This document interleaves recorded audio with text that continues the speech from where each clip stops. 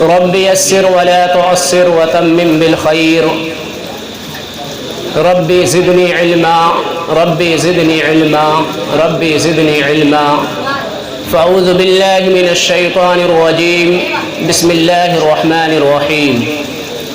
يا أيها الذين آمنوا اتقوا الله وكونوا مع الصادقين. وقال النبي صلى الله عليه وسلم حبب إلي من دنياكم ثلاث الطيب والمرأة الصالحة وجعلت قرة عيني في الصلاة أو كما قال عليه الصلاة والسلام.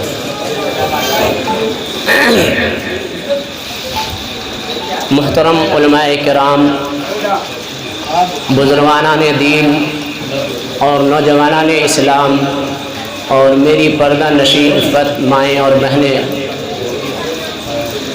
میں نے ابھی آپ حضرات کے سامنے کلام اللہ کا ایک مختصر سا ٹکڑا تلاوت کی ہے اور ایک قول رسول صلی اللہ علیہ وسلم پیش کی ہے. دعا فرمائیں کہ اللہ رب العزت مجھے صحیح اور حق بات کہنے کی توفیق عنایت فرمائے اور ہم سبوں کو اس پہ عمل پیرا ہونے کی بھی توفیق بخشے. میرے محترم بزرگوں، دوستوں، اگر آپ لوگ غور سے سنیں گے تو شاید میں کچھ کہہ پاؤں گا. میں اتنا بڑا مقرر نہیں ہوں کہ آپ نہ سنیں اور میں کہتا رہوں گا، یہ مجھ سے تو نہیں ہو پائے گا. اس لیے کوشش اس بات کی کرے کہ انشاءاللہ غور سے سننا ہے اور اللہ تعالیٰ مجھے بھی اور آپ کو بھی عمل کی توفیق دے. آج اکثر ایسا ہوتا ہے کہ مولانا تقریر کر رہے ہیں اور آپ سو رہے ہیں. آدھا گھنٹہ نہیں ہوا میں گن رہا تھا کہ بہت سارے حضرات سو رہے تھے، کچھ نہیں سمجھ رہے تھے. یہ آج ہمارے ایمان کی حیثیت بن چکی ہے کہ دینی مجلس ہوئی جہاں بیٹھنا عبادت ہے، ثواب کا کام ہے. یہاں ہم بیٹھے آدھا گھنٹہ نہیں ہوا مولانا کی تقریر سے کہ ہمیں نیند آنی سنی اور ناچ گانے کی محفل ہوتی ہے تو رات بھر ہم ٹکٹکی باندھے ہوئے دیکھتے رہ جاتے ہیں اور نیند نہیں آتی. میرے دوستو، آج ہم کہاں پہنچ گئے؟ جہاں بیٹھنے سے ہماری کامیابی ہے وہاں بیٹھتے ہی ہم سو جاتے ہیں اور کوشش کرتے ہیں کہ یہی نیند پوری ہو جائے. تو ایک مشہور مقولہ ہے کہ من نام فاتا من جد وجدا، کہ جو سویا وہ کھویا اور جو جاگا وہ پا گیا.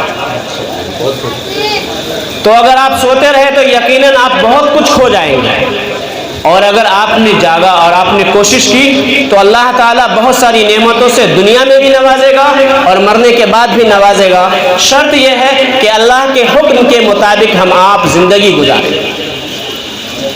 میرے دوستو، میں اس سے پہلے بھی ایک لطیفہ آپ کو سنایا تھا اور اب بھی سنا رہا ہوں.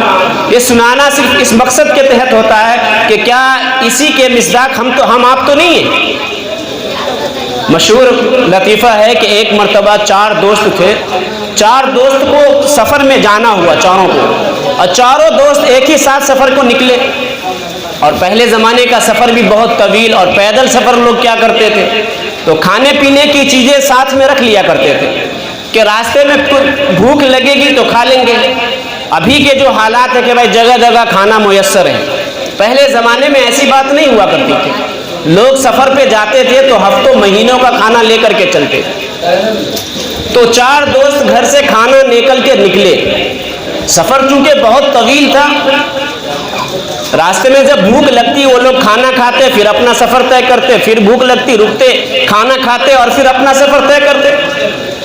لیکن منزل بہت لمبا تھا اور کھانے جو رکھے ہوئے تھے وہ ختم ہو چکے اور وہ لوگ اپنے مقام پر جہاں پہنچنا تھا نہیں پہنچے، اس سے پہلے ہی کھانا ختم ہو گیا. اب جنگل ہے، ویرانے میں ہے. اب کھانا ان لوگوں کے پاس اتنا بچا تھا کہ کسی ایک کی جان بچ سکتی تھی. چاروں بھوک سے بلک رہے ہیں. اب چاروں دوست کا امتحان شروع ہوا. جب بھوک لگی اور جب جان خطرے میں آئی تو چاروں دوست یہ چاہ رہے ہیں کہ یہ کھانا میں کھاؤں، یہ کھانا میں کھاؤں اور اپنی جان بچاؤں. اب چاروں پریشان ہیں اور چاروں کی یہ خواہش ہو رہی ہے کہ میں اپنی جان بچاؤں.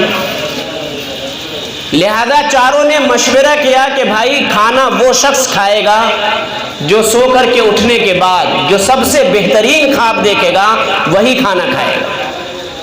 چاروں سو گئے. تھوڑی دیر کے بعد ایک دوست اٹھا اور سب کو اٹھایا کہ بھائی اٹھو اٹھو، اس کھانے کا حقدار میں ہوں کیونکہ میں نے سب سے اچھا خواب دیکھا ہے۔ تینوں دوست نے کہا کہ پہلے اپنا خواب تو بیان کر کہ آپ نے خواب آخر دیکھا کیا ہے؟ تو پہلا دوست کہنے لگا کہ میں جیسے ہی سویا اور مجھے نیند آئی، میں پہلے آسمان پہ پہنچ گیا اور وہاں سے اللہ کے تجلیات کو بہت قریب سے دیکھا۔ اس سے بڑی بات کیا ہوگی کہ میں اللہ کے تجلیات کو اتنے قریب سے دیکھا، لہٰذا اس کھانے کا حقدار میں ہوں، اس کھانے کو میں کھاؤں گا۔ دوسرا دوست جو تھا وہ اس سے کچھ زیادہ ہوشیار تھا، وہ کہنے لگا بھائی رہنے دے رہنے دے، تو پہلے آسمان پہ گیا ہوا تھا اور میں دوسرے آسمان پہ گیا ہوا تھا، وہاں سے اللہ کی تجلیات کو اور قریب سے دیکھا، لہٰذا کھانے کا حقدار میں ہوں، میں اس کھانے کو کھاؤں گا۔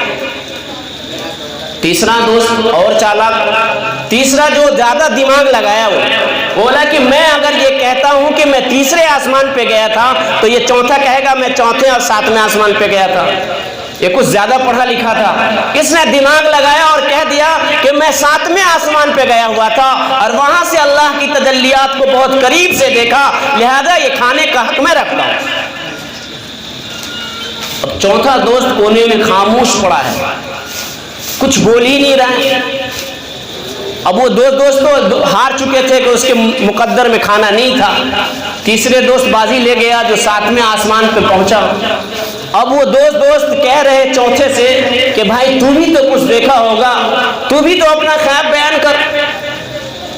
تو کچھ بول ہی نہیں رہا ہے، بولا کچھ تو دیکھا ہوگا، تو رونے لگا اور روتے روتے کہہ رہا ہے کہ میں کیا بتاؤں، میں جیسے ہی سویا ایک شخص گھوڑے پہ سوار ہو کر کے ہاتھ میں ننگی تلوار لیے ہوا تھا اور مجھے بیدار کیا اور کہا کہ تو یہ کھانا کھا ورنہ اسی تلوار سے تیری گردن اڑا دوں گا۔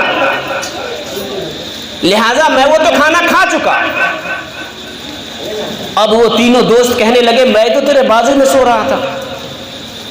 بولا بھائی میں بہت چلایا، لیکن تم لوگ دنیا میں ہوتے تو میری آواز سنتے، کوئی پہلے آسمان پہ کوئی دوسرے آسمان پہ، اور حد تو یہ تھی کہ تیسرے ساتھی ساتویں آسمان پہ پہنچے ہوئے، لہٰذا میری آواز دنیا میں پہنچے گی، آسمان پہ کہاں پہنچے گی؟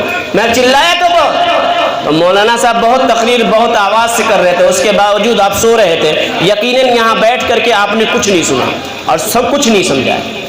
آج ریکویسٹ کریں گے کہ اگر آپ نے ابھی تک ہمارا چینل سبسکرائب نہیں کیا ہوا تو ریڈ سبسکرپشن بٹن پر کلک کر کے اور بیل آئیکن کو پریس کر کے آپ ہمارے سبسکرائبر بن سکتے ہیں۔